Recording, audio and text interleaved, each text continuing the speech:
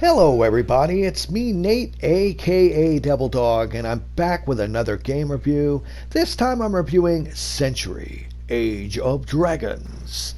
It was developed and published by Playwing and was released all the way back on December 2nd of 2021 for Microsoft Windows, followed by an Xbox Series X/S released on March 10th of 2022. Then Xbox One got it on July 12th of 2022, and just now we're finally getting it on PlayStation 4 and PlayStation 5 as of September 26th, 2022. Now, what exactly is Century Age of Dragons? Well, it is a dark fantasy third-person multiplayer dragon arena battle game where you play as a person who controls a dragon and you can fly around battling other players in different arenas that have all kinds of different areas, nooks and crannies and holes, open areas, underground paths. It's full of all kinds of collectible upgrades that you can get along the way, like finding shields, weapon upgrades, wind updrafts, and more. And you basically go through, and it's almost like a dogfight game where you're trying to destroy the other team, but instead of being in a plane, you're riding on a dragon. Now, all dragons have their different attacks that are mapped to your buttons. On the PlayStation, the square, triangle, circle, and X, and all like that. You have your fireballs, your flame blasts, and also dragon-specific special ability skills. Now, there's also 4 different classes in the game to choose from. You have your Marauder, the Wing Guard, the Phantom, and the Storm Raiser. The Marauder basically is your standard issue hunter class that you can use to mark enemies for your other teammates. Wing Guard is more of the support class where you can actually use a special ability to apply shields to your allies. Phantom is almost like the stealth class where they can cloak themselves and move around really stealthily and sneak up and attack you. And the newest one is the Storm Raiser, where you basically have magic abilities to be able to use thunder to attack your enemies with thunder. Now, as for game modes, it consists of basically you have a normal 3 versus 3 mode and several different 6 versus 6 modes, including Gates of Fire, which is their form of a capture the flag mode. Then you have Carnage, which is a 6 versus 6 team deathmatch. And the newest one is known as Spoils of War, where you fly around collecting gold and you have to try to return it back to your vault before you get attacked and hit by enemies or run into certain things where you drop your gold. Once you get a certain amount of gold back, then you win. Now, as for the controls of the game, it's pretty straightforward and rather easy to play. When you first boot it up, they do force you to do a tutorial mode. You can't skip it, but it does get you affiliated with all the moves that you have. Your left analog stick is what you use to control your dragon as you're flying around. To speed up, you hold down the R1 button, or for turbo boost, you double tap it. The L1 button acts like a slowdown or a brake mode. And you combine that along with flying, ducking, and diving, and doing your different attacks. And some of your abilities do have cooldowns that you'll have to wait for the meter to fill. And as you can see in the bottom right-hand corner of the screen, you can see your different movesets. So you know what abilities that your dragon has at what time, and what button corresponds to actually triggering them. And of course, as you go through, you can also get leveled up enough to where your dragon will go into almost like a berserker mode that adds more damage, more speed, stuff like that. But that's really pretty much what the game is. It is pretty much like a dogfight mode where you're on dragons, going through all kinds of different areas, different castles, and locations, trying to destroy the other team. And as you do this, you naturally do complete objectives, and that helps level you up. You get currency, and naturally as you level up, you'll unlock different items you can do to customize your dragon and your character's abilities and stuff like that. It's like your standard free-to-play model, and in fact, it is free-to-play, so that means it does have microtransactions in it. But hear me out. It so far doesn't seem to be as bad as I was expecting. It does have 2 different currencies currently in the game. First one is your standard coins, and you get these from everything from leveling up your character, doing quests along the way. Basically, it's your normal currency that you get through gameplay. Then you get gems, these red crystals that you'll get every 5 levels or so where you get them. And now these are the items that you can actually buy with real cash in the shop. Yes, not the coins, but the gems.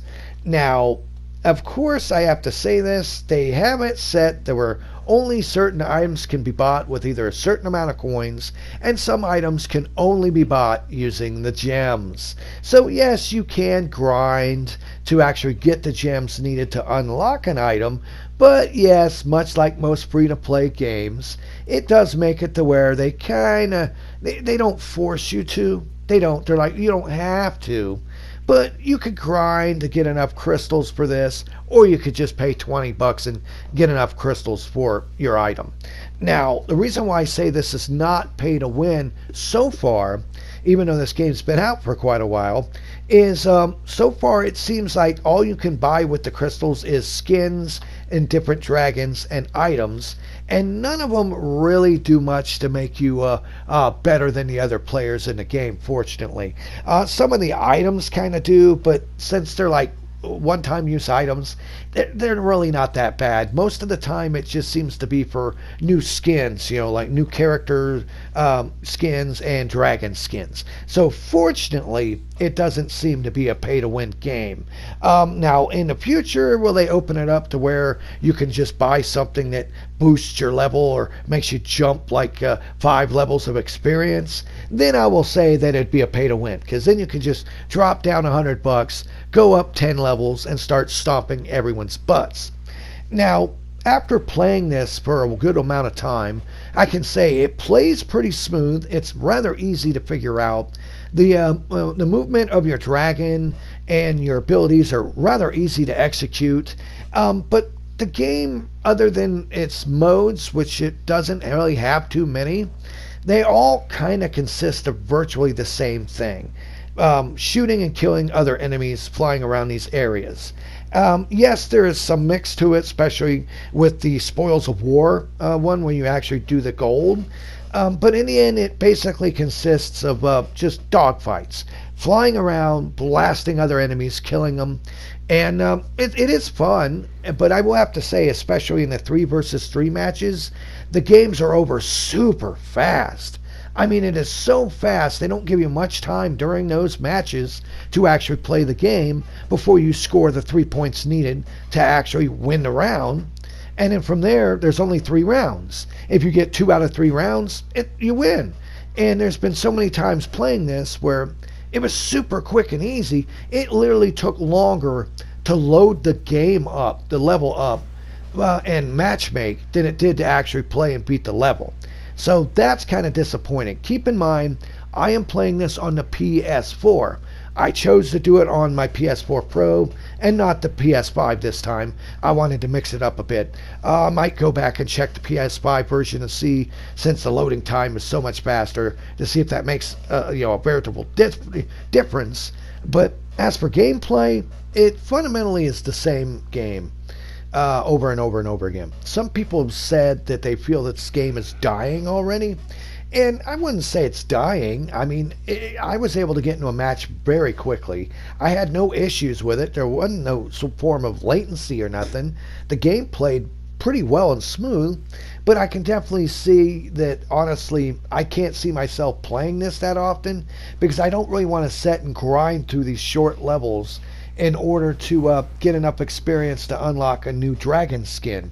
I mean, honestly, it looks nice, it plays really good, and for a free-to-play game, it is not that heinous on its microtransactions in the form of its 2 currencies, though I do think the pricing is a little high, but it doesn't seem like the grinding is too bad. I'm sure if I got up to a higher level, it probably jacks the amount of grind you have to do before you can get the crystals needed. But in the end, can I recommend Century Age of Dragons? Well, for a free-to-play game, it's worth picking up and trying at least once. You might like it, you might not. Honestly, if you like dogfighting style games that are rather easily played with pretty decent control. I can actually say at least try it since it's free. Download it today on the PlayStation Network and try and play Century Age of Dragons. You might just end up liking it and dumping a bunch of time into it, and if you don't, no big deal. You can just delete it. It's not like it costs you any money. But in the end, that's my personal opinion on Century Age of Dragons. Please leave in the comments below what you think of Century Age of Dragons. Do you agree or disagree with me on this review? Was there anything I missed to point out that I should have? Probably the fact that they added baby dragons you can get, but nonetheless, I left that out because I didn't really think it really had anything to do with the gameplay. But like I said, leave your comments below and I'll answer each and every single one of them personally. Give me a thumbs up if you like this review. Subscribe to my channel. And remember, here at Devil Dog Gaming, we always end our videos by saying, have fun, play hard, and remember people, the devil is in the details. Peace out until next time.